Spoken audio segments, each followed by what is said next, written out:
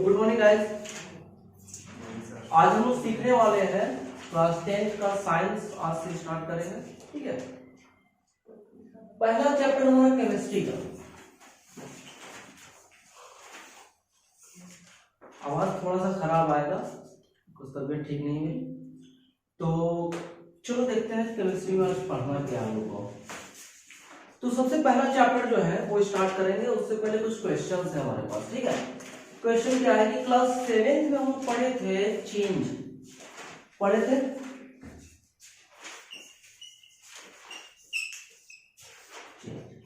क्या होता है चेंज, चलो देख लेते हैं, ठीक है। चेंज तो ऐसे बहुत सारे तरह के हम लोग के आसपास रेगुलर डेली लाइफ में इतने सारे चेंजेस दिखाई देते हैं, वो काउंट करना मुश्किल है।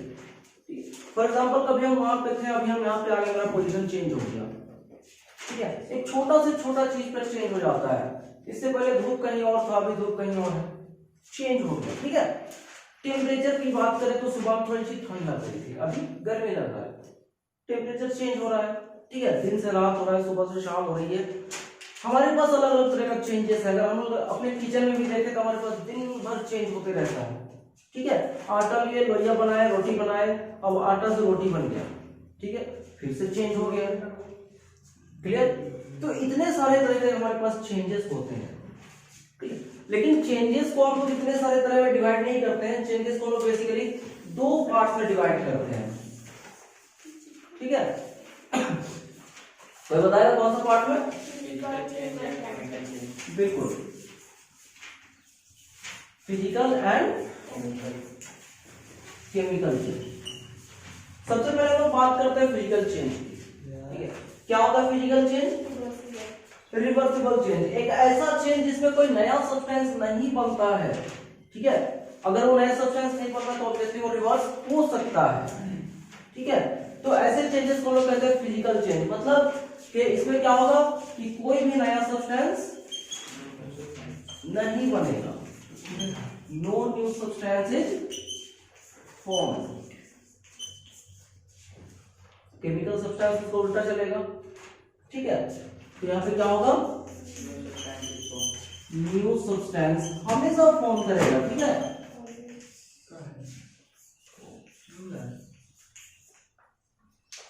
ये फिजिकली होता है, ठीक है। फिजिकल का मतलब तुम लोग समझ लो कि जिसको हम लोग टच कर सकते हैं, जिसको फील कर सकते हो, फिजिकल है, ठीक है। फिजिकल के में प्रॉपर्टीज आते हैं, उसके कलर, उसका स्टेट, उसका टेस्ट, जिसको हम ऑर्डर कहते हैं, ठीक है। ये सब आ जाता है उसका फिजिकल प्रॉपर्टीज। तो सिर्फ फिजिकल प्रॉपर्टीज चेंज हो रहा है, अंदर से वो वही है। कहने का मतलब कि हम लोग यहाँ पे बात करते हैं वाटर को, जो कि चेंज हो रहा है किसमें? आइस में, ठीक है। तो यहाँ पे वाटर जो आइस में चेंज हो रहा है वो सिर्फ फिजिकली चेंज हो रहा है। कहने का मतलब ये सिर्फ लिक्विड से सॉलिड हो रहा है, ठीक है। लेकिन अंदर से वही H2O ये अंदर से है और ये भी H2O अंदर से है। कहने का मतलब कि ओरिजिनली वो वही है, बस उसका स्टेट चेंज हो गया, मतलब एक फिजिकल प्रॉपर्टी चेंज हो गया। तो इस वजह से जो लिक्विड में है वाटर जो है वो आइस में चेंज हो गया, हम लोग आइस को वापस वाटर में चेंज कर सकते हैं, तो ये रिवर्सिबल चेंज होता है। लेकिन अगर हम लोग बात करते हैं एक नए सब्सटेंस बनने की, केमिकल चेंज की, ठीक है। तो केमिकल चेंज का अगर हम एक एग्जांपल देना चाहें तो हमारे पास हो सकता है, इसमें हमेशा दो चीजें इन्वॉल्व होती हैं, ठीक है। तो हम लोग एक बात एक ले लेते हैं, हम लोग पढ़े हुए क्लास 7 में ही, फोटोसिंथेसिस। क्या होता है फोटोसिंथेसिस? एक ऐसा प्रोसेस जिसके थ्रू प्लांट अपना फूड प्रिपेयर करती है, ठीक है। किन किन चीजों से? तो कार्बन डाइऑक्साइड एंड वाटर से। देखते हैं, कार्बन डाइऑक्साइड एंड वाटर से क्या बनाती है? ग्लूकोज बनाती है, ठीक है। In the presence of chlorophyll and sunlight, chlorophyll and sunlight, तो क्या बनाएगी? Glucose, C6H12। देखो तो हो सकता है इसका प्रॉपर्टी, फिजिकल प्रॉपर्टी सेम हो सकता है कि अगर ये लिक्विड है तो ये भी लिक्विड में बन जाए, लेकिन ये इंटरनली चेंज हो गया, तो पूरा का पूरा इसका फॉर्मूला ही चेंज हो गया है। इसको कहते हैं केमिकल प्रॉपर्टीज, तो इसका केमिकल प्रॉपर्टीज ही चेंज हो गया है, ठीक है। तो इस क्या हुआ, एक नया सब्सटेंस बना। अब सिंस इसका प्रॉपर्टी ही चेंज हो गया है तो इसको वापस हम लोग इन दोनों में नहीं तोड़ सकते। हाँ ठीक है, इसमें हम लोग और भी बहुत सारे प्रॉपर्टीज लगा करके, बहुत सारे रिएक्शन करवा करके वाटर एंड कार्बन डाइऑक्साइड फिर से गेन कर सकते हैं। ऐसे बहुत सारे प्रोसेस होते हैं, ठीक है। लेकिन अगर हम लोग ये चाहेंगे इसको डायरेक्टली रिवर्स कर दे तो ये इम्पॉसिबल है, ठीक है। तो इस तरह के चेंज को हम लोग कहते हैं केमिकल चेंज। क्लियर? तो ये हुआ हमारा chemical change and physical change. कोई डाउट इस पे? कोई डाउट नहीं है? चलो फिर इसको आगे बढ़ते हैं हम, ठीक है। हम लोग के चैप्टर में इन दोनों को नहीं पढ़ना है इसलिए इसको बस ऐसे, लेकिन इसी को हम लोग अपग्रेड करके पढ़ेंगे क्लास 10th में, तो वहां तक हम लोग जल्दी से पहुंचते हैं, ठीक है। अब अगर ये हमारा हो गया physical change and chemical change, तो अब हम लोग फिजिकल चेंज को छोड़ देते हैं, ठीक है। फिजिकल चेंज हमारा छूट गया क्लास 7 में ही, क्लास 8 में ही। हम लोग अब क्या करते हैं, केमिकल चेंज की बात करते हैं। केमिकल चेंज जो है, ठीक है,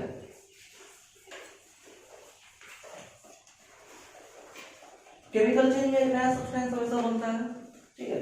जैसे हम एग्जांपल ले लें, carbon plus oxygen gives carbon dioxide CO2, ठीक है। तो इस प्रोसेस को, ये जो नया सब्सटेंस बना, इस नए सब्सटेंस के बनने के प्रोसेस को कहा जाता है केमिकल रिएक्शन, ठीक है। और हम लोग आज का चैप्टर का नाम ही है केमिकल रिएक्शन, ठीक है। इस तरह से हम लोग केमिकल रिएक्शन, तो कोई एक नया चैप्टर नहीं है, क्लास 7, 8 और 9 में जो चैप्टर पढ़े हैं बस उसी चैप्टर को थोड़ा सा डिटेल में पढ़ने वाले हैं, ठीक है। तो ये chemical change, chemical reaction, sorry, ठीक है। तो केमिकल रिएक्शन का यहाँ पे हम ये डिफिनेशन लिख सकते हैं। क्या डिफिनेशन लिख सकते हैं? The process of chemical change या फिर the process by which new substances are form during chemical change is called chemical reaction, ठीक है। द प्रोसेस, अगर लिखना चाहो तो बस ऐसे लिख लो, ठीक है, शॉर्ट में। The process by which new substances are formed during chemical change is called chemical reaction, ठीक है। चलो, केमिकल रिएक्शन तो हम लोग क्लियर हो गया कि केमिकल रिएक्शन क्या होता है। अब इसके हम लोग प्रॉपर्टीज के बारे में बात करेंगे, इसके टाइप्स के बारे में बात करेंगे, ठीक है। तो सबसे पहले देख लेते हैं इसके प्रॉपर्टीज के बारे में, देख लेते हैं सबसे पहले, ठीक है। बुक्स तो होंगे सबके पास, निकाल लो बुक। केमिकल रिएक्शन,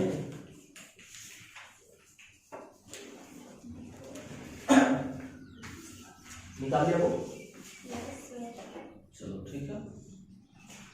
तो केमिकल रिएक्शन जब भी होता है तो एक नया सब्सटेंस बनता है, तो कौन कौन से तरह के सब्सटेंसेस बनाएगा या फिर किस तरह का प्रॉपर्टीज को वो शो करेगा, ठीक है, जिसको हम लोग कहते हैं प्रॉपर्टीज ऑफ केमिकल रिएक्शन।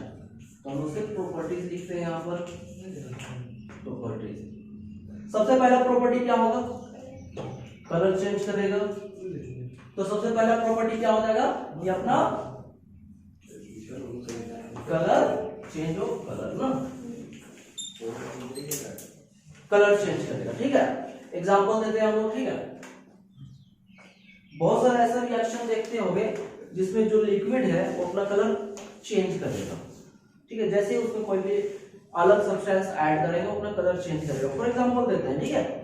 अभी तो मेरे पास वो सामान नहीं है, एक प्रैक्टिकल है, बहुत ही मजेदार सा प्रैक्टिकल है।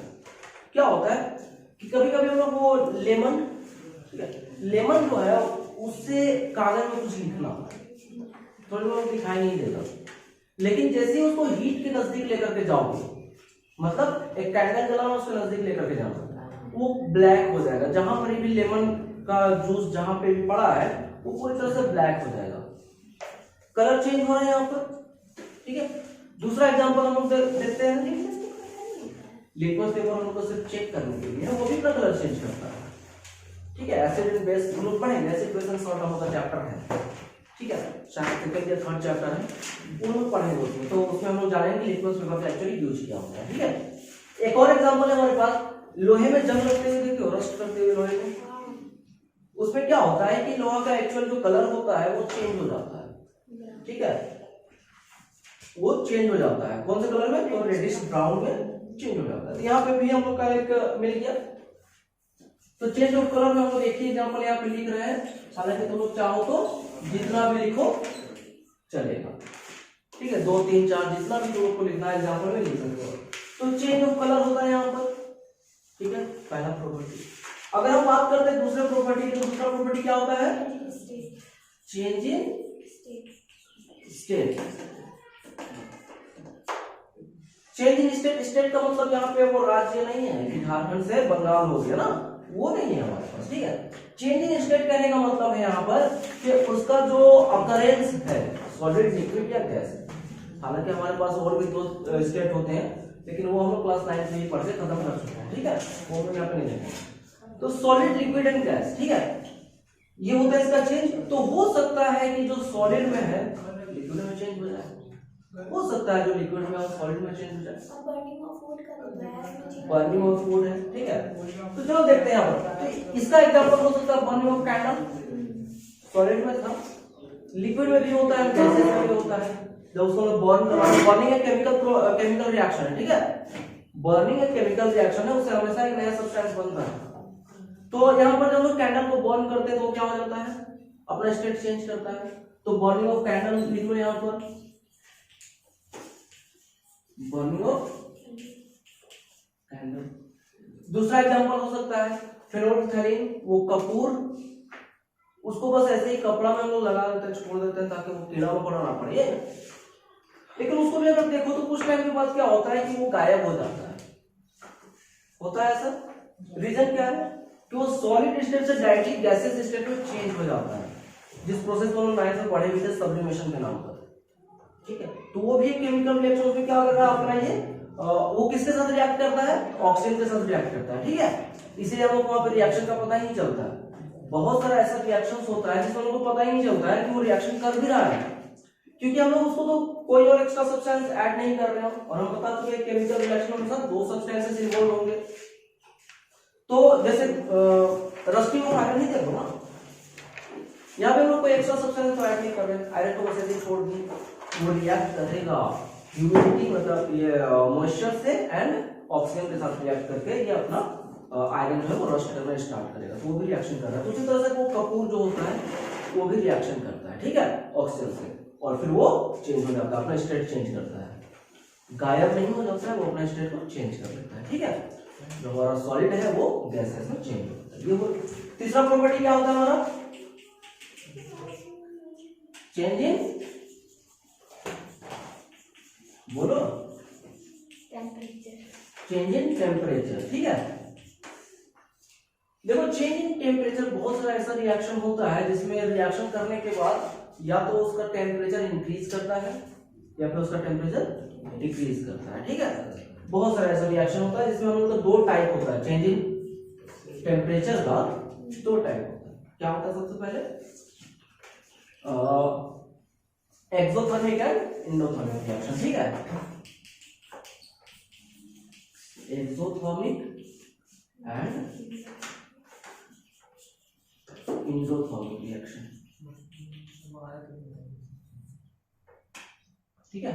Exothermic and endothermic reaction, reaction लिखने का जगह नहीं था इसमें लिखे। एक्सोथर्मिक रिएक्शन ऐसा रिएक्शन होता है जिसमें हीट इवॉल्व होता है, मतलब हीट निकलता है, ठीक है। जबकि इंडोथर्मिक रिएक्शन ऐसे रिएक्शंस होते हैं जिसमें हीट इन्वॉल्व रहता है, ठीक है। किसी को हीट दे दो तो वहां पे क्या होता है कि वो हीट को इन्वॉल्व कर रहा है, मतलब रिएक्शन में हीट इन्वॉल्व हो रहा है, ठीक है, शामिल हो रहा है। जबकि एक्सोथर्मिक में नाम ही है, देखो ना, एक्सो मतलब टुवर्ड्स आउटसाइड और इंडो मींस टुवर्ड्स इनसाइड, ठीक है। मतलब एक्सो मतलब बाहर की तरफ और इंडो मतलब अंदर की तरफ। तो जब अंदर की तरफ होगा तो वहां पे हीट इन्वॉल्व होगा, और जब बाहर की तरफ होगा तो हीट इवॉल्व होगा, ठीक है। ऐसा में इंडोथर्मिक एंड एक्सोथर्मिक रिएक्शंस। चलो नेक्स्ट हम लोग का एक और प्रॉपर्टी होता है, क्या होता है वो? इवोल्यूशन ऑफ गैस, ठीक है, इवोल्यूशन ऑफ गैस। बहुत सारे ऐसे रिएक्शंस होते हैं इसमें गैस निकल करके आता है। इवोल्यूशन मतलब होता है इवॉल्व होना, निकलना, ठीक है। तो ये हमारा अगला टाइप का, ये अगला प्रॉपर्टी हो जाता है केमिकल रिएक्शन का कि गैसेस निकलते हैं।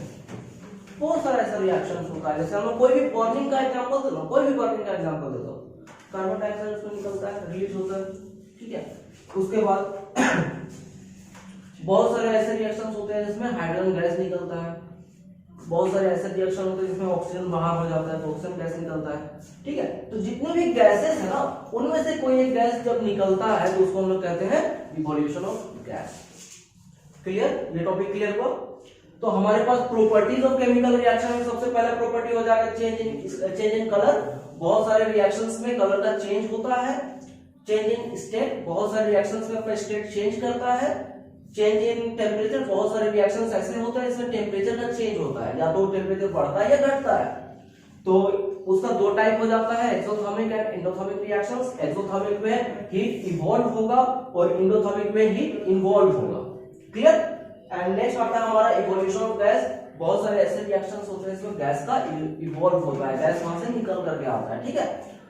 ये सारे प्रॉपर्टीज हैं कि क्वेश्चन आता है, क्वेश्चन एकदम डायरेक्ट क्वेश्चन आएगा, अगर चाहो तो लिख लो what do you mean by chemical reactions, ठीक है। क्वेश्चन क्या है, what do you mean by chemical reaction, या फिर what is chemical reaction, state the properties of chemical reaction with example, ठीक है। State the properties of chemical reaction with example, लिख लिया। देखो होता क्या है कि केमिकल रिएक्शन का सबसे पहले तुमको डेफिनेशन देना होगा, और डेफिनेशन देने के बाद केमिकल रिएक्शन का यहाँ पे कोई एग्जांपल नहीं पूछा है, बट फिर भी केमिस्ट्री का कोई भी आंसर बिना एग्जांपल के कंप्लीट नहीं होता, इस चीज को हमेशा याद रखना। केमिस्ट्री का कोई भी क्वेश्चन हो एग्जांपल के बिना मत लिखना, ठीक है। बिल्कुल, तुम डिफिनेशन यहाँ पे टूटा फूटा इंग्लिश में डिफिनेशन दे सकती हो, लेकिन एग्जांपल देना कंपलसरी है तुम लोगों को केमिस्ट्री में, ठीक है। अब टूटा फूटा मतलब एकदम ही टूटा फूटा मत कर देना, सब्जेक्ट को ऑब्जेक्ट मत बना देना, बट फिर भी यहाँ पे तुम लोगों को केमिकल रिएक्शन का ये एग्जांपल देना कंपलसरी है, पूछे चाहे ना पूछे देना जरूरी है, ठीक है। एग्जांपल देने का ये भी तरीका है, और वो रिएक्शंस के साथ लिख करके भी दिखा दो तो ज्यादा बेटर है, ठीक है। तो ये हुआ हमारा केमिकल रिएक्शन। उसके बाद फिर लिखना प्रॉपर्टीज ऑफ केमिकल रिएक्शन में सारे प्रॉपर्टीज को लिख देना, चारों प्रॉपर्टीज को, और चारों प्रॉपर्टीज को लिखने के बाद उसका एक एक एग्जांपल दे दो, दो दे सकते हो कोई दिक्कत नहीं है, लेकिन एटलीस्ट एक को देना है, ठीक है। तो एक एक एग्जांपल देना कंपलसरी हो जाता है यहाँ पर, क्लियर। ये हुआ हमारा केमिकल रिएक्शन। अब हम लोग पढ़ेंगे टाइप्स ऑफ केमिकल रिएक्शन, ठीक है। इसमें किसी कोई डाउट है? नहीं है कोई डाउट? चलो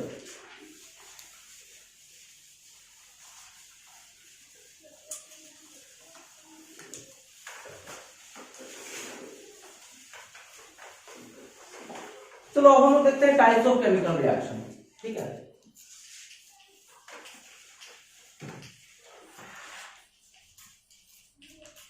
टाइप्स ऑफ केमिकल रिएक्शन। तो हमारे पास बेसिकली 4-5 टाइप का तुम केमिकल रिएक्शन देगा, ठीक है।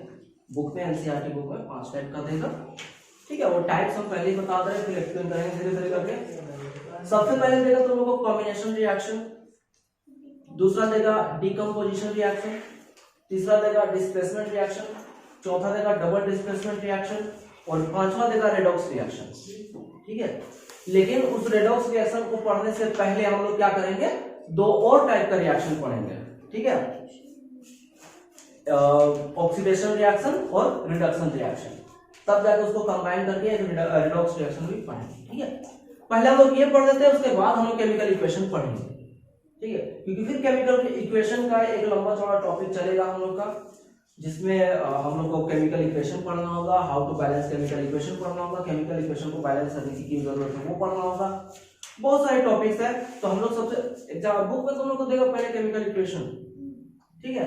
हम लोग बुक के अकॉर्डिंग नहीं चल रहे, ठीक है। देखो टॉपिक क्लियर होना चाहिए, ठीक है। तो हम लोग अगर केमिकल रिएक्शन स्टार्ट किए तो पहले पूरा केमिकल रिएक्शन को पढ़ लेते हैं, उसके बाद केमिकल इक्वेशन पढ़ेंगे, ठीक है। तो सबसे पहला टाइप होता है केमिकल रिएक्शन का, वो होता है हमारा क्या होता है? Combination reaction. ठीक है, कॉम्बिनेशन रिएक्शन तुम लोगों को बुक में टॉपिक दिख रहा होगा। ठीक है, चलो देखते हैं कॉम्बिनेशन रिएक्शन होता क्या है। नाम से ही पता चला ना, कंबाइन करेगा ये। देखो तो नाम में लिखा हुआ कंबाइन। ठीक है, मतलब क्या है? कंबाइन अब क्या करेगा? अकेले तो कंबाइन करेगा नहीं। और ऑब्वियसली हम बता भी चुके हैं कि केमिकल रिएक्शन एक ऐसा प्रॉपर्टी हो, एक ऐसा प्रोसेस होता है जिसमें हमेशा एक से ज्यादा एलिमेंट्स मिले हुए रहते हैं ना। वहां पे रिएक्टेंट्स जो होते हैं, मतलब जो रिएक्शन करते हैं, हम बताएंगे वो सब क्या होता है। तो वो हमेशा एक से ज्यादा होगा, अकेले वो रिएक्शन कर ही नहीं सकता है।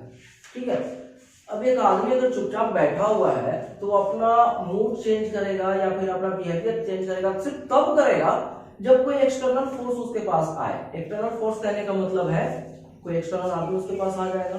ठीक है, हो सकता है उस आदमी को देख करके उसको गुस्सा आ जाए, मूड चेंज हो गया। हो सकता है उसको देख करके उसको अच्छा लगे, मुस्कुराएगा, मूड चेंज हो गया। एक्सटर्नल फोर्स आ सकता है, हो सकता है कि हवा ज्यादा चलने लग जाए, हवा चलते रहता है। ठीक है, हो सकता है धूप आ जा रही है, बहुत गर्मी हो गया। वो अपने आप को सिर्फ तभी चेंज करेगा जब एक और सब्सटेंस उसके पास आएगा, है ना। एटलीस्ट एक आएगा, एक से ज्यादा भी आ सकते हैं। ठीक है, तो इस तरह से जो भी सब्सटेंसेस केमिकल रिएक्शन में पार्टिसिपेट करते हैं उनको रिएक्टेंट कहते हैं, और जो सब्सटेंसेस केमिकल रिएक्शन के बाद बनते हैं उनको प्रोडक्ट कहते हैं। ठीक है, वो हम लिखाएंगे, टेंशन मत लो उसके बारे में। Chemical combination reaction. ठीक है, तो कॉम्बिनेशन रिएक्शन एक ऐसा रिएक्शन होता है जिसमें दो या दो से ज्यादा एलिमेंट्स और कंपाउंड्स आपस में कंबाइन हो जाते हैं to form a new substance. Combination reaction is the reaction in which two or more substances combine together to form a new substance। जैसे यहाँ पर हम बात करते हैं इसका जनरल फॉर्मूला में ही, तो एक है हमारा A और दूसरा हमारा B। ये दोनों मिलकर के क्या बनाएगा? हमारा AB। ये अलग सब्सटेंस है, ये अलग सब्सटेंस है, और ये अलग सब्सटेंस है। एग्जांपल लेते हैं, तो देखते हैं एग्जांपल लेते हैं। Sodium plus chlorine gives sodium chloride. देखो तो ये हमारा मेटल था, ठीक है, ये हमारा नॉन मेटल था। मेटल नॉन मेटल क्लास 9 में पढ़े हो ना, क्लास 1 में भी पढ़े हो। मेटल और ये नॉन मेटल, ये दोनों मिलकर के क्या बनाया? सॉल्ट बनाया। एकदम से नया सब्सटेंस बना दिया क्या? तो इसी को कहते हैं लोग कॉम्बिनेशन रिएक्शन। देखो तो ये और ये दोनों आपस में क्या हुआ? कंबाइन हो गया ना, और कंबाइन होकर क्या बनाया? एक नया सब्सटेंस बनाया। केमिकल रिएक्शन में हमेशा एक नया सब्सटेंस ही बनता है। ठीक है, इसके और भी बहुत सारे एग्जांपल्स है। अगर तुम लोग बुक में देखो तो बहुत सारे एग्जांपल्स देखने के लिए मिलेंगे। ठीक है, सिर्फ इसी चैप्टर में नहीं, ऐसा नहीं कि यह चैप्टर हमारा केमिकल रिएक्शन के बारे में तो सारा केमिकल रिएक्शन हमको इसी चैप्टर में मिलेगा, नहीं। हम लोग आगे जितना आगे चलते जाएंगे ना, सब में केमिकल रिएक्शंस मिलेंगे, बिकॉज केमिस्ट्री सिर्फ डील करता है केमिकल्स एंड केमिकल प्रॉपर्टीज के बारे में, जिसमें केमिकल रिएक्शंस भी इन्वॉल्व होते हैं। तो सारे चैप्टर में तुम लोग को केमिकल रिएक्शन देखने के लिए मिलेगा। ठीक है, या फिर बहुत सारा बायोलॉजी के चैप्टर में तुमको केमिकल रिएक्शन देखने के लिए मिलेगा। ठीक है, जैसे हम लोग एग्जांपल में हम लोग बात करते हैं रेस्पिरेशन की। ठीक है, बात करते हैं फोटोसिंथेसिस की, जो एग्जांपल अभी जस्ट दिए भी थे। तो बहुत सारे जगहों पर हम लोग केमिकल रिएक्शंस देखने के लिए मिलेगा। तो ऐसा नहीं कि सिर्फ इसी चैप्टर से लिखना है, बाकी चैप्टर से भी लिख सकते हैं। ठीक है, उससे क्या होगा कि जो कॉपी चेक करेगा ना, उसको ये पता होगा कि अगर ये लड़का हमको केमिस्ट्री में बायोलॉजी का एग्जांपल दिया है केमिकल रिएक्शन में, तो जरूर इसको बायोलॉजी का नॉलेज है। ठीक है, तो यहाँ पे उसके दिमाग में ये सेट हो जाएगा कि इसके पास नॉलेज ज्यादा है, वो तुमको छोटा मोटा गलती मार्क भी करके नंबर दे देगा। ठीक है, ऐसा होता है। ठीक है, तो हम लोग को यहाँ पे टीचर को मजबूर कर रहा है मार्क्स देने के लिए। ठीक है, वो कैसे नहीं देगा? बिल्कुल देगा मार्क्स। इस पे क्लियर हुआ हम लोग का? ठीक है, कॉम्बिनेशन रिएक्शन में क्या होता है कि दो अलग अलग सब्सटेंसेस आपस में कंबाइन हो जाते हैं एंड बनाते हैं एक नया सब्सटेंस। ऐसे रिएक्शंस को हम लोग कहते हैं कॉम्बिनेशन रिएक्शन। क्लियर? चलो एग्जांपल हम एक दिए हैं, तुम लोग एक से ज्यादा दे सकते हो। ठीक है, क्लियर? चलो अब हम लोग बात करते हैं दूसरे रिएक्शन के बारे में। ठीक है, हमारा दूसरा रिएक्शन क्या है? इसको सिर्फ मिटाते हैं, इसको मिटाते हैं। डिकम्पोजिशन रिएक्शन है क्या? चलो ठीक है, तुम लोग को आता है। चलो डिकम्पोजिशन रिएक्शन, ठीक है, हाँ तुमको आता है। डिकम्पोजिशन रिएक्शन क्या होता है? देखो तो इसमें नाम से ही पता चला, डिकम्पोज करेगा वो। डिकम्पोज मतलब वो तोड़ेगा, ठीक है। बहुत सारे ऐसे रिएक्शंस होते हैं जो तोड़ते हैं, ठीक है। जैसे अब एक ऐसा एग्जांपल देने वाले जिसके ऊपर तुम लोगों के दिमाग में भी क्वेश्चन उठेगा। चलो तुम लोग का क्वेश्चन भी सॉल्व करेंगे हम बात करते हैं यहाँ पे NaCl की। अभी जैसे को बनाए थे हम, ठीक है।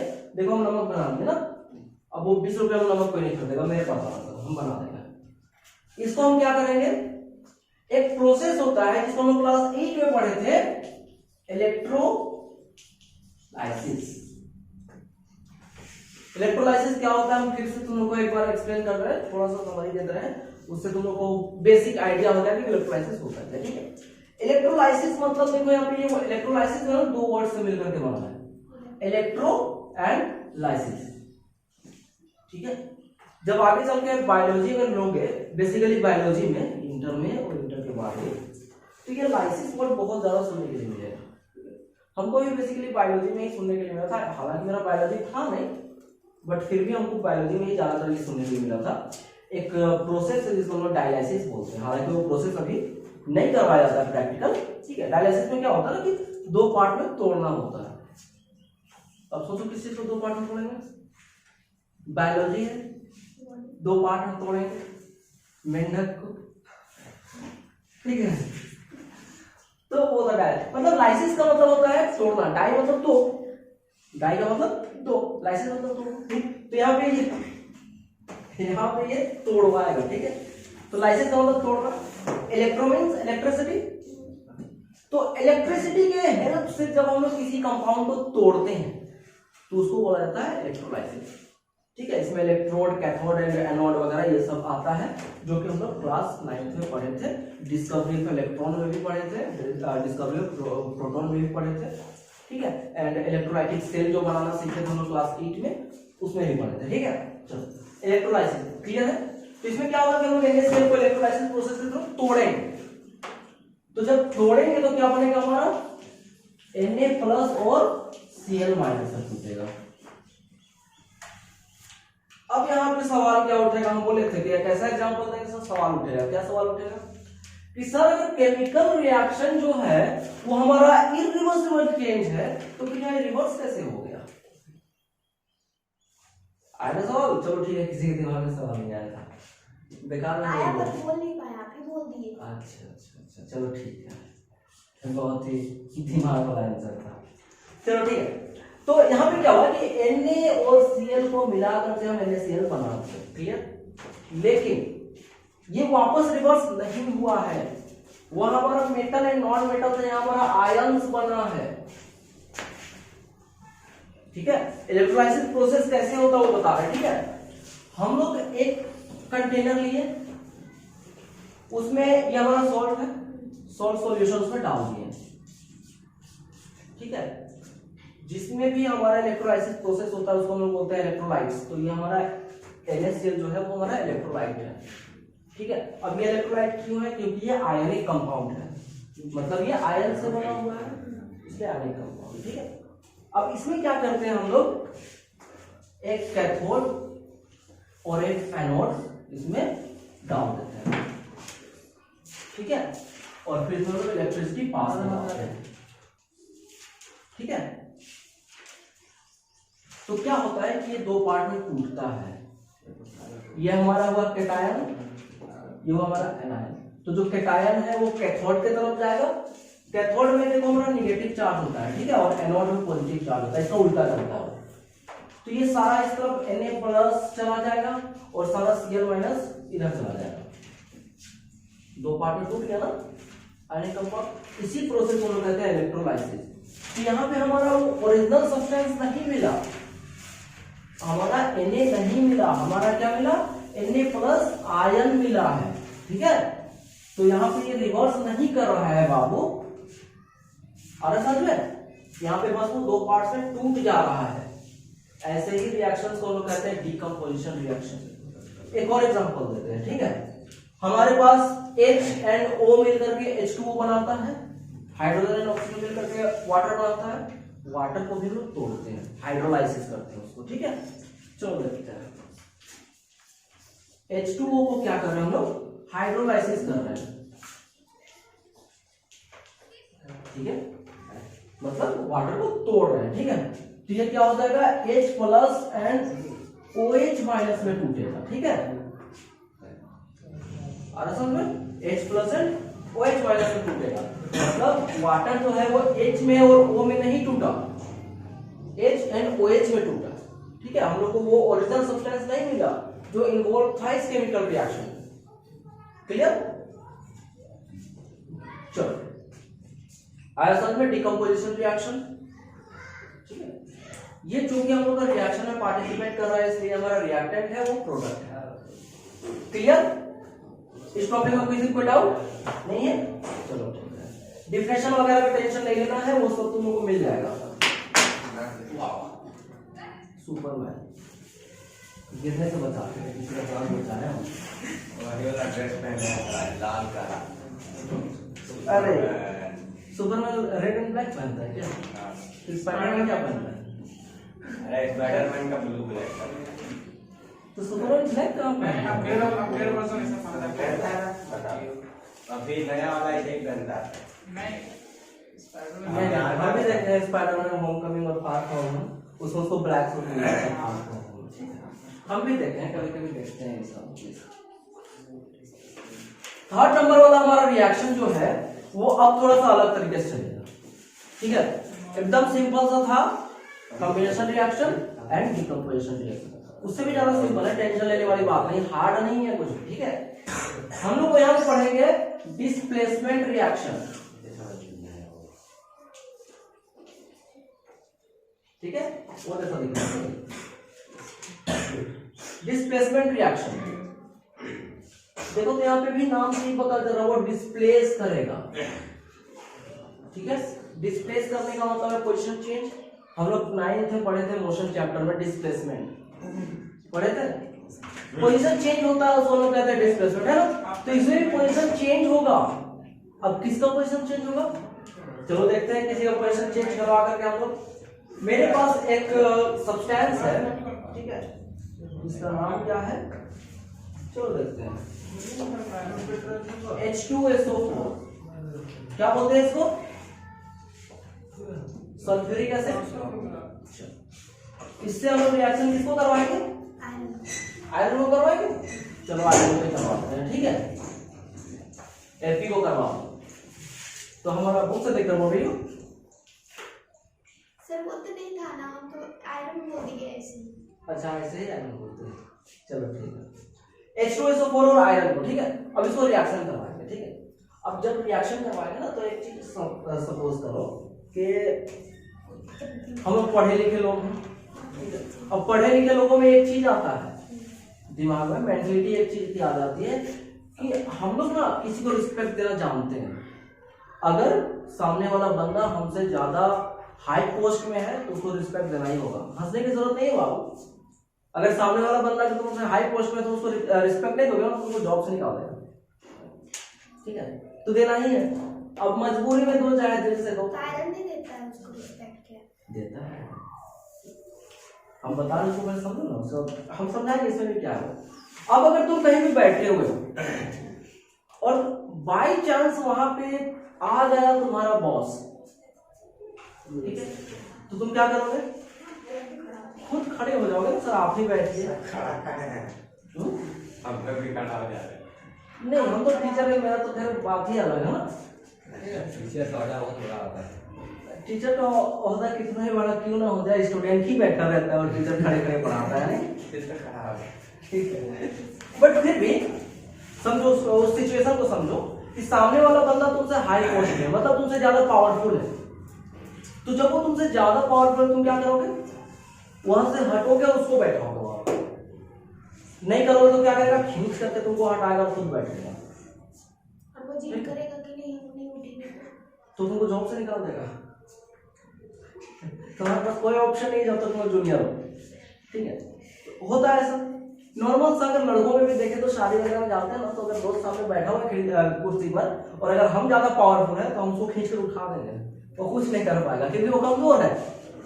यहां पर भी हमारा हाइड्रोजन कमजोर है और फेरस जो है वो ज्यादा ताकतवर है, ठीक है। तो अब अगर ये फेरस ज्यादा ताकतवर थी, क्या करेगा? हाइड्रोजन को डिस्प्लेस करेगा ना, करेगा। चलो तो क्या बनाएगा हमारा FeSO4 प्लस H2। देखो तो डिस्प्लेस कर दिया क्या?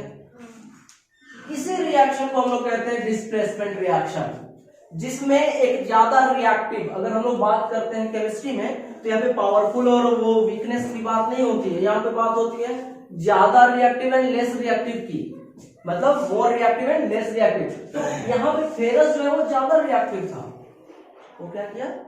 हाइड्रोजन को डिस्प्लेस। कैसे पता चलेगा? अगर वहाँ रिएक्टिविटी सीरीज बता देंगे। हाँ, वहाँ पे सोडियम होता तो डिपेंड करता है कि वो रिएक्टिव ज्यादा है या नहीं है।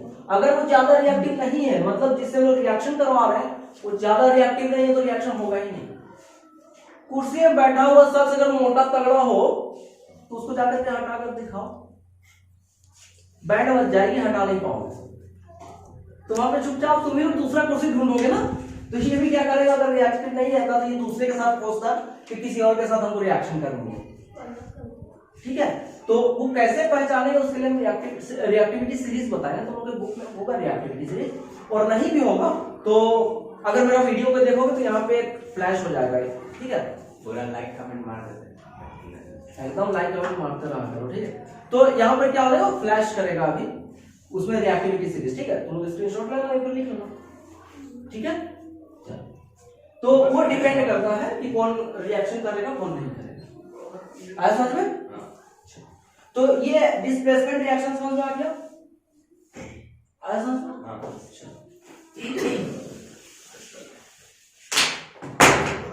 इस पर सुपरमैन का पावर काम नहीं किया, बैटरी लो हो गया, बैटरी लो हो गया सुपरमैन का।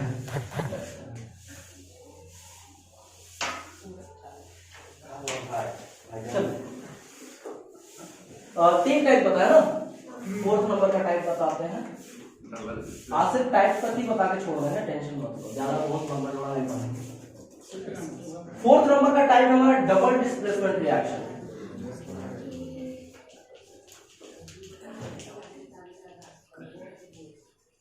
डबल डिस्प्लेसमेंट रिएक्शन बहुत लंबा जोड़ा तुम्हारा, ठीक है। डबल डिस्प्लेसमेंट रिएक्शन, ठीक है। यहाँ पे बात आ रही है डबल की, मतलब दोनों तरफ से डिस्प्लेसमेंट होगा। अब तक तो सिर्फ एक तरफ से होता था ना, अब दोनों तरफ से डिस्प्लेसमेंट होगा। कैसे होगा? चलो देखते हैं। हमारे पास एक कंपाउंड है AB और दूसरा कंपाउंड है हमारा C। अब इसमें बात ये आ रही है ना कि A को C पसंद है और B को D पसंद है। कहने का मतलब कि इसके साथ ज्यादा कंपैटिबल है, ठीक है।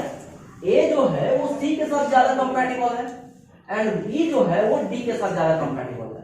अब तक ये दोनों एक साथ क्यों था जब कंपैटिबल नहीं है? तो ऑप्शंस नहीं थे, वो मजबूर था वो बेचारा, ठीक है। मान लो कि ये दोनों आपस में फ्रेंड्स हैं बट इनकी आपस में बन नहीं रही है और दूसरा कोई साथ में रहने वाला है नहीं, तो भैया हमको मजबूरी में इसी से फ्रेंडशिप रखनी होगी ना, क्योंकि human being is a social animal. ठीक है ये ह्यूमन बीइंग नहीं है बट फिर भी हाँ देखो प्रेम और रोशनी। अच्छा प्रेम जैसा दूसरा ऑप्शन नहीं है क्या? मेरे पास नहीं। अच्छा तुम्हारे पास दूसरा ये ऑप्शन? बोल रही है कि प्रेम का पास बहुत ऑप्शन है सर, प्रेम जैसा ये बोल रही है, इसके पास कोई ऑप्शन नहीं है। रोशनी के पास कोई ऑप्शन नहीं है। तुम्हारा पास ऑप्शन है, ध्यान रहे। चलो कोई बात नहीं, सबको ऑप्शन देने की जरूरत नहीं है। तो यहाँ पे नया कंपाउंड कौन सा बनेगा? AC और BB, AC और BB। ऐसा समझ में? ठीक है। इसका एक रिएक्शन बताना जल्दी से हमको, एक रिएक्शन बताना जल्दी से। अरे Na2SO4, H2SO4 Na2SO4, Na2SO4 BaCl2, ठीक है, iron, BaSO4, ठीक है, समझ लीजिए। लिसन, अब यहाँ की तरफ ध्यान देना। इस ये रिएक्टेंट हुआ क्योंकि रिएक्शन करना है। Na2 देखो हम ये बताए नहीं, बट इसको बार बार बता रहे हैं कि रिएक्टेंट क्या होता है, प्रोडक्ट क्या होता है। दिमाग में हमेशा रखना कि रिएक्टेंट क्या होता है, प्रोडक्ट क्या होता है, ठीक है। क्वेश्चन पूछता है, कभी कभी डिफाइन करने के लिए दे देता है, बोलता है define reactants and product, 2 number में क्वेश्चन देगा, 2 नंबर में क्वेश्चन देगा। हालांकि ये जब हम बताएंगे ना केमिकल इक्वेशन, उस टाइम पे इस चीज को बताएंगे, ठीक है, उसी टाइम पे ये टॉपिक है, बट फिर भी हम इसको बार बार बताएं, दिमाग में जरूर रखना, ठीक। अब देखो यहाँ पे क्या है, हम लोग सॉल्ट बना करके देखे थे, मतलब ये Na जो है ये Cl के साथ ज्यादा कंपैटिबल है ना, क्योंकि दोनों आयनिक आयन्स है ना, दोनों आयन्स है तो दोनों आयनिक कंपाउंड ही बनाएगा, और ये दोनों बना रहा है एक दूसरे के साथ ज्यादा कंपैटिबल। ये दोनों जबरदस्ती में रखा हुआ है ऐसा, कोई ऑप्शन नहीं मेरे पास नहीं। चलो ठीक है, तो यहाँ पे क्या बनाया गया है, BaSO4, ठीक है, नाम है इसका sodium sulphate and barium chloride, ठीक है। तो यहाँ पे क्या बनाया, बेरियम सल्फेट बनाया, सोडियम क्लोराइड बनाया, ठीक है। यहाँ पे वैलेंसी 2 थी, यहाँ पे वैलेंसी 2 था, दोनों का 2 वैलेंसी जो कट गया, ठीक है, ऐसे था, ये दोनों कट गया। हम लोग बनाना सीखे थे ना, फॉर्मूला बनाना सीखे थे ना, ठीक है, तो वो चीज को लोग बाद में बैलेंस करेंगे, जब केमिकल इक्वेशन पढ़ेंगे ना तो बैलेंस करेंगे, ठीक है। तो बैलेंस करना भी हम लोग सीखेंगे, इसलिए इसको अभी ध्यान नहीं देना, ठीक है। तो यहाँ पे देखो तो दोनों तरफ से डिस्प्लेसमेंट हो रहा है ना, ऐसे ही रिएक्शन को हम लोग कहते हैं डबल डिस्प्लेसमेंट रिएक्शन। कोई डाउट इस पर? डबल डिस्प्लेसमेंट रिएक्शन क्लियर हुआ? अब हम डायरेक्टली क्या पढ़ते हैं, ऑक्सीडेशन, स्पेलिंग गलती हो गया, OXI होगा, ऑक्सीडेशन एंड रिडक्शन रिएक्शन, दोनों एक साथ पढ़ेंगे।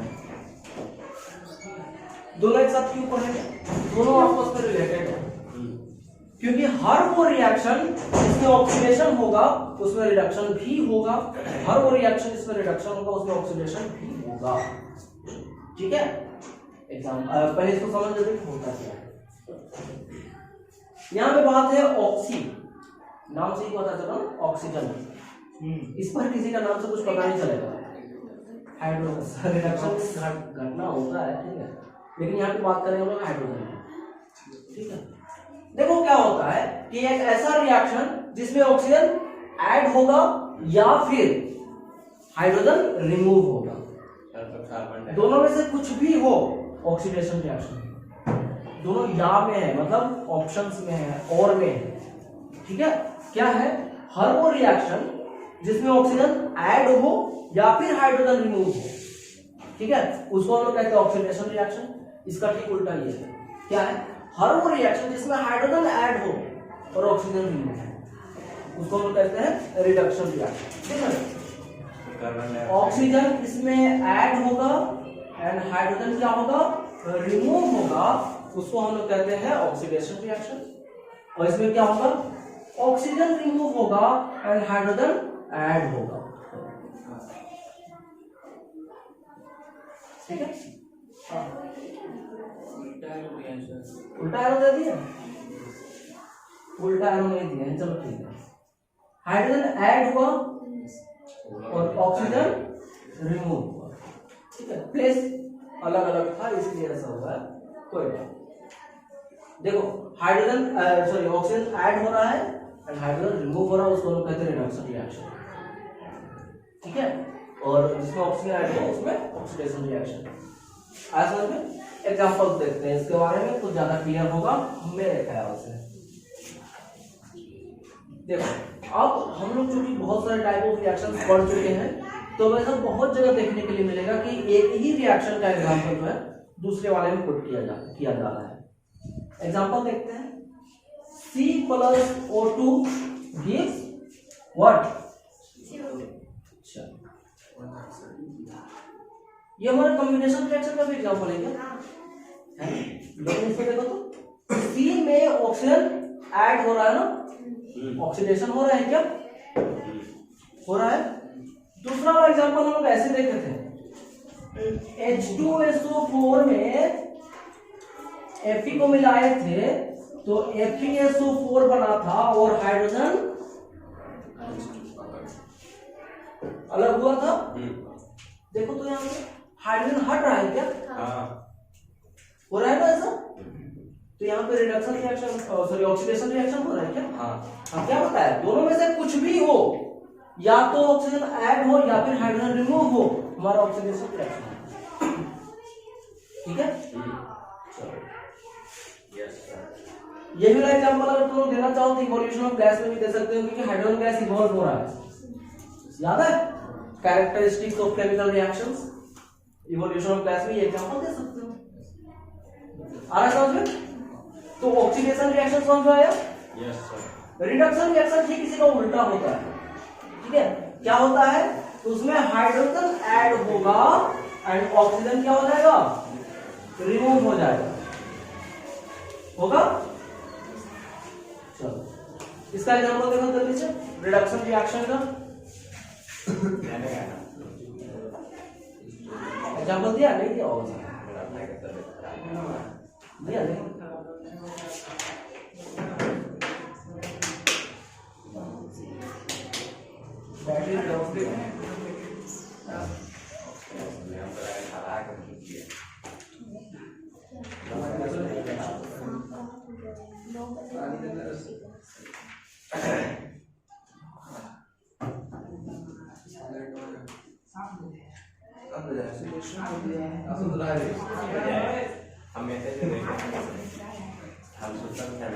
चलो एक एग्जांपल है हमारे पास, लिसन।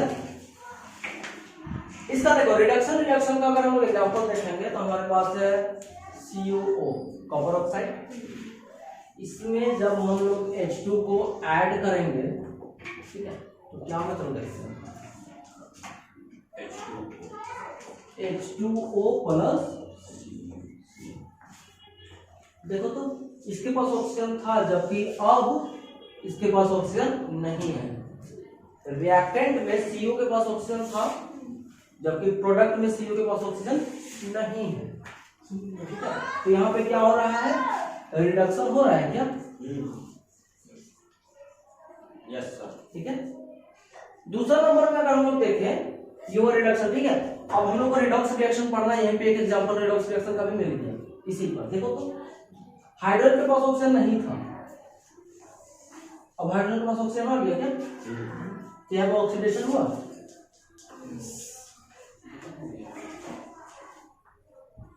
हुआ। अब अगर इसी रिएक्शन में देखो तो दोनों एक साथ चल रहा है, ऑक्सीडेशन और रिडक्शन दोनों चल रहा है, ऐसे रिएक्शन को हम लोग कहते हैं रिडॉक्स रिएक्शन। बिल्कुल, तो दोनों को डायरेक्टली पूछेगा what do you mean bye redox reaction, explain with an example. ठीक है, एकदम डायरेक्ट क्वेश्चन पूछता है इस पर से, और ये क्वेश्चन पूछता है, बहुत ज्यादा पूछता है क्वेश्चन। अगर टाइप्स ऑफ रिएक्शन में ये हमारा टाइप्स ऑफ रिएक्शन खत्म हो गया, रिडॉक्स रिएक्शन का टाइप है दोनों। हाँ, रिडॉक्स रिएक्शन ये दोनों आता है। ठीक है, तो दोनों को डायरेक्टली पूछेगा रिडॉक्स रिएक्शन, हालांकि ये दोनों अलग अलग है, ऑक्सीडेशन रिडक्शन दोनों को मिला करके एक क्वेश्चन पूछता है रिडॉक्स रिएक्शन। ठीक है, रिडक्शन एंड ऑक्सीडेशन, रिडॉक्स जो वर्ड बना है वो REDOX से बना है। ठीक है, तो रिडक्शन एंड ऑक्सीडेशन से बना है।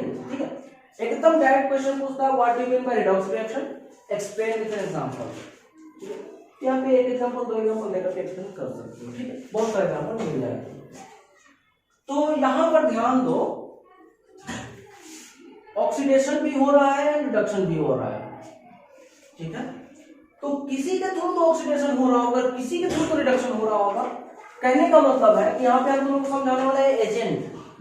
एजेंट जानते हो क्या होता है, क्या होता है, मिलाता, जो लोग काम करवाता है। ठीक है, जो लोग काम करवाता है उनको हम कहते हैं एजेंट। एग्जांपल जैसे LIC एजेंट, क्या LIC करवाता हूँ, ठीक है, तो लोगों ने LIC एजेंट कहते हैं। तो उसी तरह से हर वो शख्स जो किसी काम को करवाता है उसको एजेंट कहते हैं। यहाँ भी एजेंट्स होते हैं, यहाँ पे होता है ऑक्सीडाइजिंग एजेंट और रिड्यूसिंग एजेंट। यहाँ पर क्या होता है, oxidizing agent and reducing agent. Oxidizing agent कौन होगा, जो ऑक्सीडेशन करवाएगा, मतलब जो ऑक्सीजन प्रोवाइड करेगा तब ना ऑक्सीडेशन होगा, मतलब उसको किसी को ऑक्सीजन मिलना चाहिए तब ऑक्सीडेशन होगा।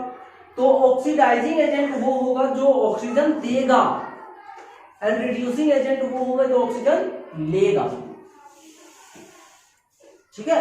जैसे यहाँ पर अब इसको लिखने का एकदम आसान सा तरीका है, जहां पे रिडक्शन हो रहा है वहां पे ऑक्सीडाइजिंग एजेंट काम करेगा, और जहां पे ऑक्सीडेशन हो रहा है वहां पे रिड्यूसिंग एजेंट काम करेगा। जैसे एग्जांपल देखो CuO, तो इसमें Cu कौन है, जो ऑक्सीजन प्रोवाइड कर रहा है, क्योंकि इसके पास ऑक्सीजन है, ऑक्सीजन वही ना देगा जिसके पास खुद ऑक्सीजन है। अब बेचारे के पास खुद ऑक्सीजन नहीं है, ऑक्सीजन देगा कहां से? तो यहाँ पे इसके पास ऑक्सीजन था, Cu के पास ऑक्सीजन था, वो इसको दे दिया ना, ऑक्सीजन का ट्रांसफर किया ना, यहाँ से इस ऑक्सीजन को यहाँ पर क्या किया, वो ट्रांसफर किया, ठीक है। तो Cu क्या हो गया, सिंस Cu में रिडक्शन हो रहा है तो Cu क्या हो जाएगा, ऑक्सीडाइजिंग एजेंट हो गया। Cu कौन हुआ, ऑक्सीडाइजिंग एजेंट हुआ। क्यों, क्योंकि ऑक्सीजन प्रोवाइड कर रहा है। अगर दूसरी तरफ देखेंगे तो यहाँ पे हमारे पास है हाइड्रोजन ऑक्सीजन ले रहा है, देखो तो एरो दिखा रहा है, मतलब ये ऑक्सीजन इस तरह से ले रहा है, तब नहीं ऑक्सीडेशन हो रहा है इसमें। तो ऑक्सीजन जब ये ले रहा है तो क्या हो रहा है, ये रिड्यूसिंग एजेंट हो रहा है, ऐसा में। तो वो सब्सटेंस, वो एलिमेंट, वो रिएक्टेंट का पार्ट जो ऑक्सीजन लेगा वो रिड्यूसिंग एजेंट, और जो ऑक्सीजन देगा वो ऑक्सीडाइजिंग एजेंट। एकदम डिट्टो क्वेश्चन पूछेगा। अगर ये क्वेश्चन जो है रिडॉक्स रिएक्शन का क्वेश्चन अगर 2 नंबर में ना पूछे, 4 नंबर में पूछे, तो ऑक्सीडाइजिंग एजेंट या रिड्यूसिंग एजेंट भी पूछेगा। और इनकेस अगर वो नहीं पूछता है और दे देता है 3 नंबर में, तो तुम लोग को ये बताना होगा कि उसमें ऑक्सीडाइजिंग एजेंट कौन है और रिड्यूसिंग एजेंट कौन है। मार्क्स का खेल है सर, ठीक है। मार्क्स ज्यादा होगा मतलब ज्यादा डिटेल में तुमको लिखना होगा, क्वेश्चन पूछे चाहे ना पूछे, टू द पॉइंट नहीं, ठीक है। कोशिश करना थोड़ा सा इलेबोरेट करने का, ठीक है, ताकि टीचर को पता चले कि हाँ बंदे के पास नॉलेज है। हम बोले ना टीचर को मजबूर कर देना है मार्क्स देने के लिए, ठीक है। वो जितना पूछा है उतना में, अगर वो 2 मार्क्स का पूछा है, डायरेक्टली पूछेगा what do mean by oxidation, sorry redox reaction. Redox reaction से आप क्या समझते हैं, तो वहां पे हम लोग को 2 नंबर में दिया था, डायरेक्टली हम लोग एग्जांपल देंगे रिडॉक्स रिएक्शन का डेफिनेशन, एक एग्जांपल, और बता देंगे इस तरह से एरो करके कि हाँ भैया यहाँ पे ऑक्सीडेशन हो रहा है, यहाँ पे रिडक्शन हो रहा है, इसलिए रिडॉक्स रिएक्शन। खत्म कहानी। 2 नंबर में 4 नंबर में अगर पूछ ले तो हम लोग क्या करेंगे, रिडॉक्स रिएक्शन का डेफिनेशन लिखेंगे, एग्जांपल लिखेंगे। एग्जांपल में हमेशा इस तरह से शो करना, जब भी रिडॉक्स रिएक्शन का क्वेश्चन पूछे एग्जांपल में इस तरह से शो करना ही है। ये हम समझाने के लिए नहीं बताए, एग्जाम में लिखने के लिए बताए। ये सब नहीं करना है, और ये सर्कल वगैरह नहीं करना है, ये सब समझाने के लिए बताया है। बट ये जो एरो दिखाया है वो तुम लोग को दिखाना ही है। एग्जांपल देंगे, और एग्जांपल देने के बाद ऑक्सीडाइजिंग एजेंट और रिड्यूसिंग एजेंट को भी बता देंगे कि कौन ऑक्सीडाइजिंग एजेंट है एंड कौन रिड्यूसिंग एजेंट। क्लियर? इस तरह से क्वेश्चन बनता है। तो ये हमारा 5 टाइप का रिएक्शंस क्लियर हो गया, ठीक है। कभी कभी क्वेश्चन मिला करके कंबाइन करके क्वेश्चन पूछता है, जैसे what you mean by chemical reaction, ठीक है। Explain combination reaction, explain decomposition reaction, explain displacement reaction, explain double, question मिला करके पूछता है। कभी कभी डायरेक्टली पूछता है what you mean bye double displacement reaction, तो डायरेक्टली क्वेश्चन पूछेगा हम डायरेक्टली आंसर देंगे। डबल डिस्प्लेसमेंट पूछा है डबल डिस्प्लेसमेंट कर देंगे, डिस्प्लेसमेंट का पूछा डिस्प्लेसमेंट का, 2 नंबर में क्वेश्चन पूछ देता है, ठीक है। तो टाइप्स ऑफ रिएक्शन पर से एक क्वेश्चन तो कंफर्म पूछेगा ही पूछेगा। इस चीज को एकदम तुम लोग दिमाग में सेट कर लो कि हम लोग टाइप ऑफ रिएक्शन से एक क्वेश्चन कंफर्म आना ही है, ठीक है। ये आ जाएगा। उसके बाद सारा रिएक्शन कैसे करके लिखना बता ही दिए, ठीक है। तो यहाँ पे हम लोग का 3 तरह का क्वेश्चन बना है, तीनों क्वेश्चन लिख लो अपने कॉपी में अगर नहीं लिखे होगे तो, ठीक है। सबसे पहला question what you mean by chemical reaction, what you mean by chemical reaction. दूसरा question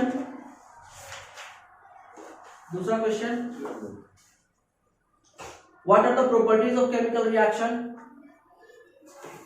what are the properties of chemical reaction। तीसरा क्वेश्चन नंबर 3,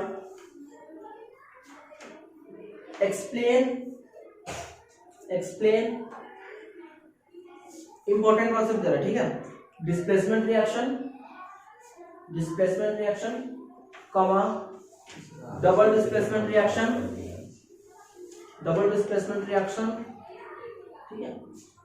3rd नंबर अगला क्वेश्चन था, कितना नंबर क्वेश्चन हुआ, 3rd 3 हो ना। 4th नंबर का question लिखना what you mean bye oxidation reaction, explain with example.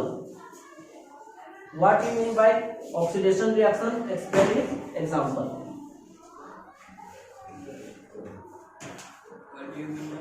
Oxidation reaction, explain with example. इससे ऊपर का कोई भी क्वेश्चन में एग्जांपल नहीं पूछे हैं, लेकिन एग्जांपल देना कंपलसरी है। हम बता चुके हैं केमिस्ट्री का कोई भी क्वेश्चन सिर्फ तभी कंप्लीट होगा जब तुम वहां पे एक एग्जांपल दोगे। क्लियर?